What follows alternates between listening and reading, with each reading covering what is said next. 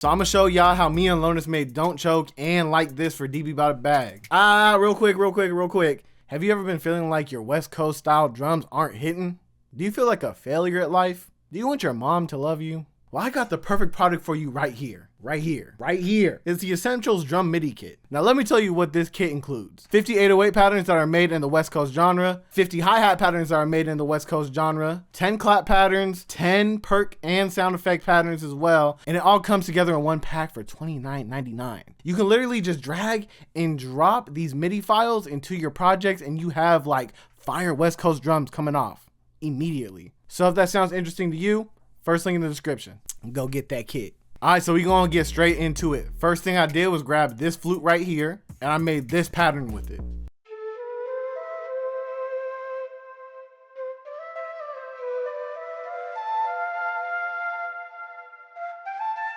And believe it or not, that's all Lonus used. So once he got the loop, he pitched it down and he chopped it, and then this is what it ended up sounding like.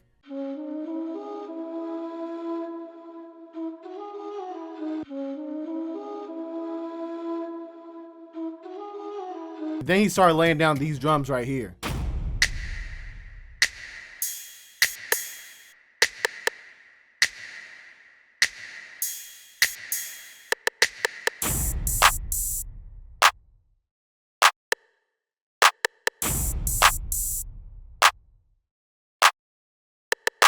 Now something that I found was super interesting with his drum pattern is that he was switching between the snaps and the claps. Snaps had like a whole bunch of reverb on it, and then the claps were a little bit more dry, so the discrepancy in sound ended up making the change way more pronounced. And then after that, he got this 808 right here and did a quick, easy pattern.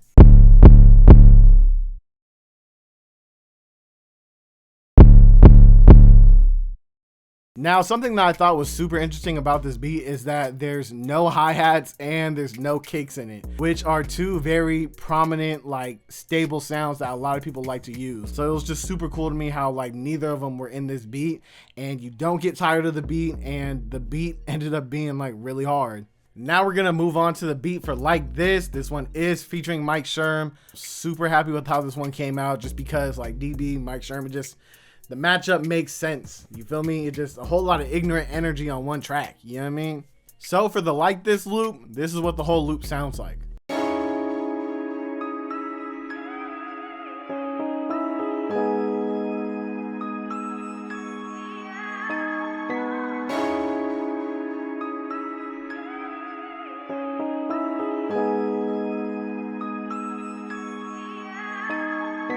So first I started off with this session of Lounge Lizard and I played down these chords.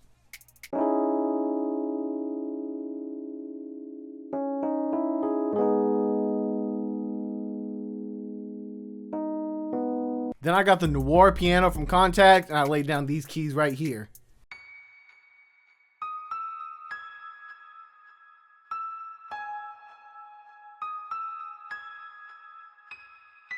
Then I took those original chords that we have from the Lounge Lizard, put them over into the 313 VST, and I used this pad.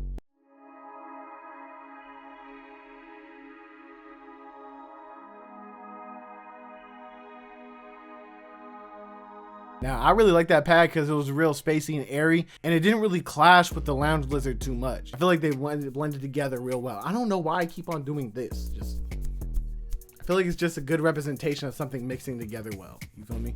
And I mean, it's 2022, but the Vocal Runs VST is still valid. Vocal Runs VST is still relevant in 2022. Who would have thought it? You feel me? These are the two vocal chops I ended up chopping out for the loop.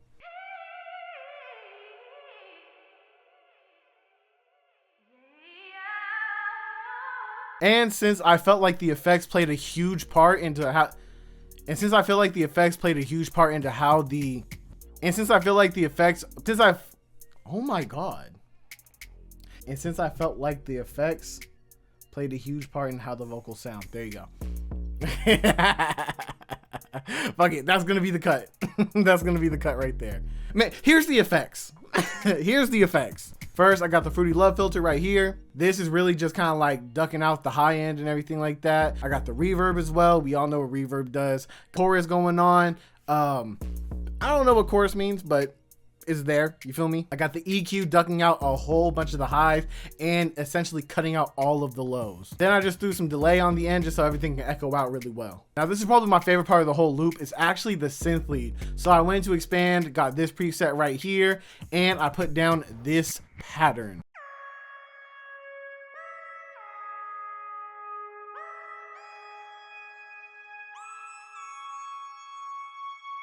And then just to tie everything together and give the loop a little bit better impact, I put this hit right here.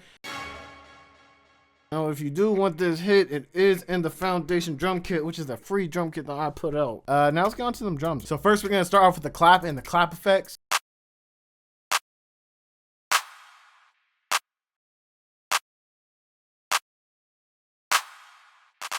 Now let's get into the sound effects and the perks.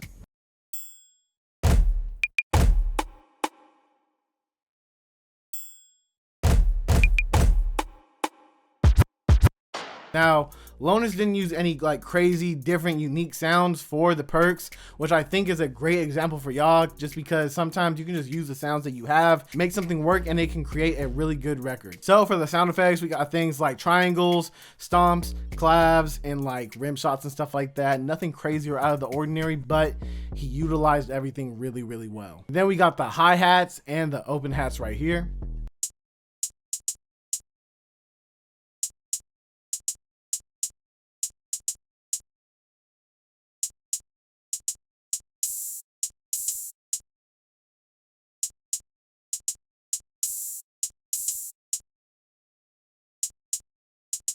Last but not least, the 808s.